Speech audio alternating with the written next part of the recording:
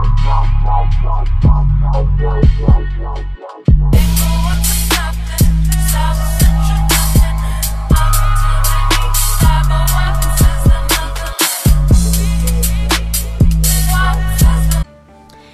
y'all, it's your girl Keilavon. Welcome back to my channel.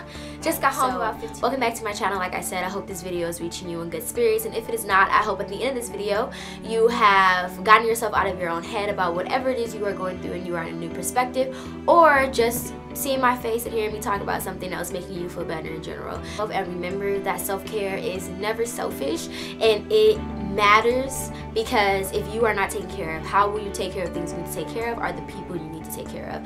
I know that we are expected to produce at such a fast level, and if we aren't doing this, then we aren't doing enough, and if we aren't better than this person, then we aren't doing enough. Checking in with yourself is what's most important, so that's my reminder to myself and to y'all today. Today, I want to introduce y'all to one of the 7 spiritual laws of success. This book came my way my first year of college, changed my perspective and my mindset.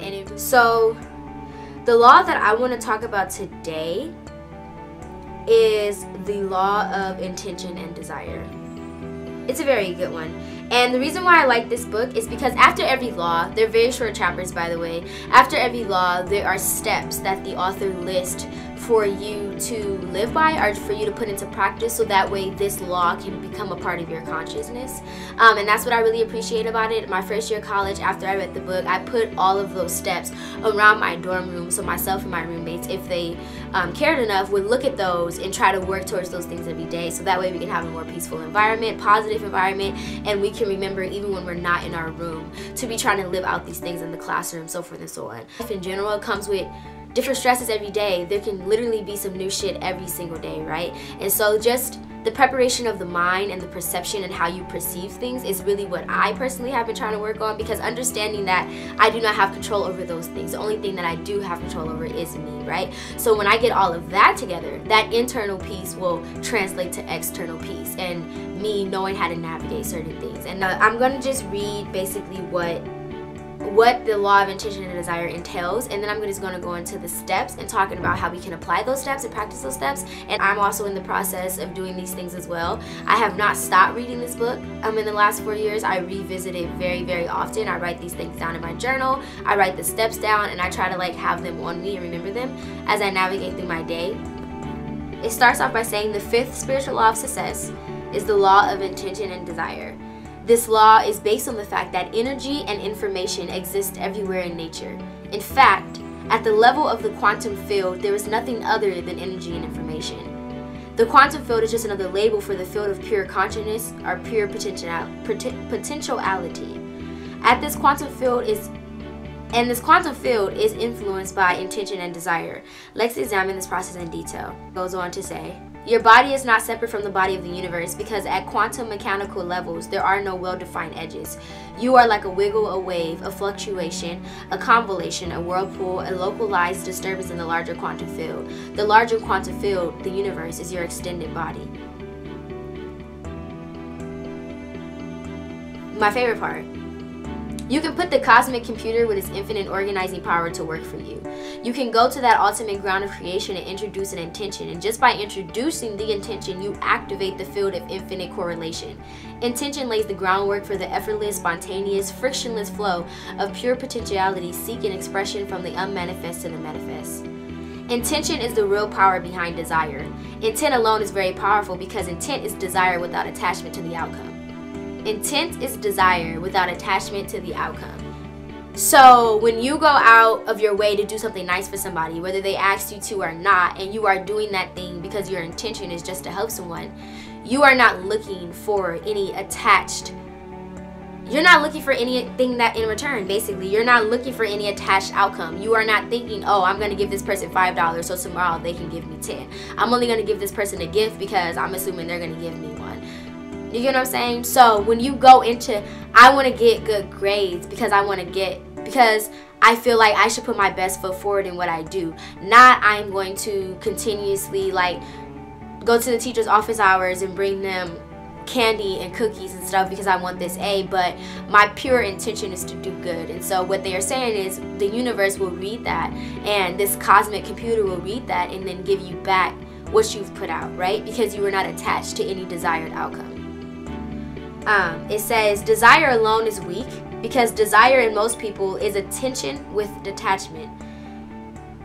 It says, learn to harness the power of intention and you can create anything you desire. You can still get results through effort and through trying, but at a cost. The cost is stress, heart attacks, and the compromised function of your immune system. It is much better to execute the following 5 steps in the law of intention and desire. When you follow these 5 steps for fulfilling your desires, intention generates its own power. So 1, slip into the gap. This means to center yourself in that silent space between thoughts, to go into the silence, the level of being, which is your existential state. For me, using the word meditation, I've learned in talking to different people, scares them away from meditating. It scares them away from the idea of sitting with themselves in silence. So for me, when my friends do come to my house, I have a practice where every Sunday I go to the beach, right? And I sit there and I breathe in and out and I say my morning prayers, my affirmations to myself, and I put them out there into this cosmic computer that this book is referring to, and then I sit there and I meditate. So when I take people to do this with me, I don't often call it meditation. I just say, we are going to go pray. We are going to go sit and pray, right? And the best thing if you are just beginning to do something like this is to really just sit with yourself.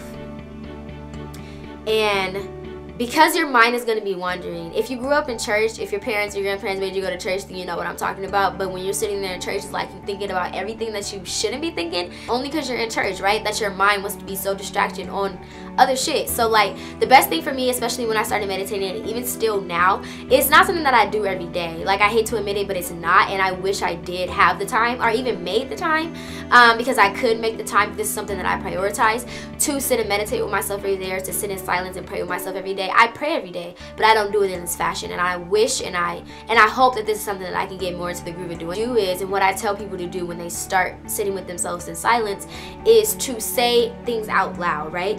If you're saying things out loud, your mind has little room to go wandering and thinking about something else, because you are saying these things repeatedly. So when I'm with myself in silence, I usually say things like, breathing in, I am thankful. Breathing out, I am thankful. Breathing in, I am healthy. Breathing out, I am thankful for my health. I continually to say those things that I'm grateful for, showing gratitude, right? Opening up the door for more blessings, opening up my own mentality to be more grateful and to notice blessings, right? Of ungratefulness, you miss out on a lot of opportunities that could be right in front of your face because your spirit is ungrateful, right? Or people could be watching you be ungrateful and not want to give you certain opportunities, gifts, blessings, good fortune that they have for you, right? So slip into the gap, sitting yourself in that silent place between thoughts, to go into the silence, the level of being, which is your existential state. Just to repeat that again, your existential state, your full being, right? That's one of the ways for me that I get into that. You can even do that while writing, right? But you need to make sure that you are in a place where you feel comfortable, that you are with people who are not trying to distract you. There's a lot of other fluff, right, in this chapter, which again is really short. It's 3 pages, but I'm going to go into applying the law of intention and desire. I will put the law of intention and desire into effect by making a commitment to take the following steps.